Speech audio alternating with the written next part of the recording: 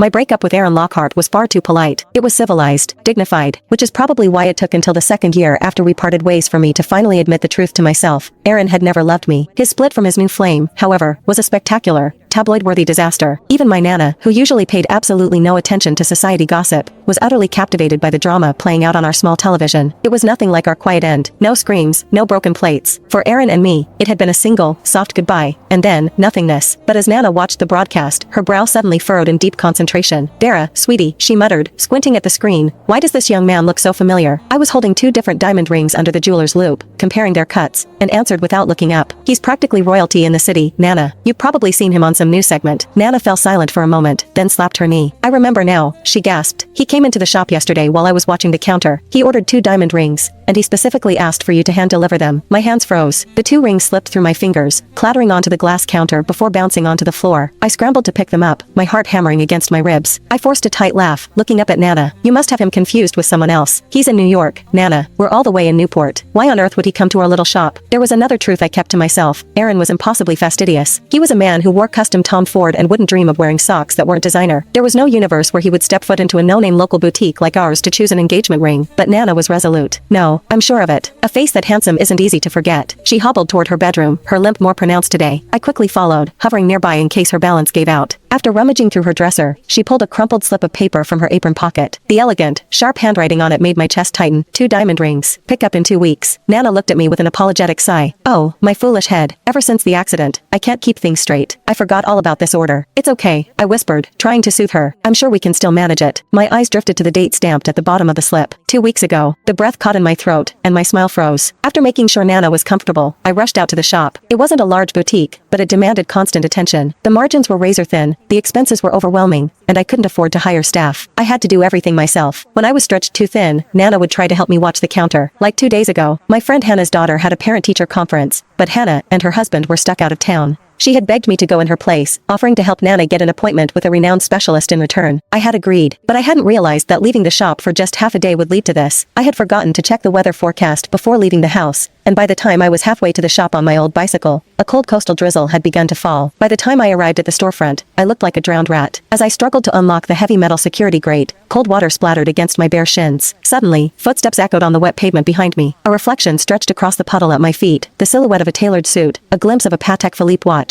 and a man impatiently tapping the handle of an umbrella. I turned around slowly, already knowing who I would see. Aaron stood there, his lips pressed into a thin, displeased line. "So this is your shop," he said, his voice carrying that familiar, low-frequency judgment. "You told me you wanted to take the world by storm. Is this the grand result?" I forced a professional smile.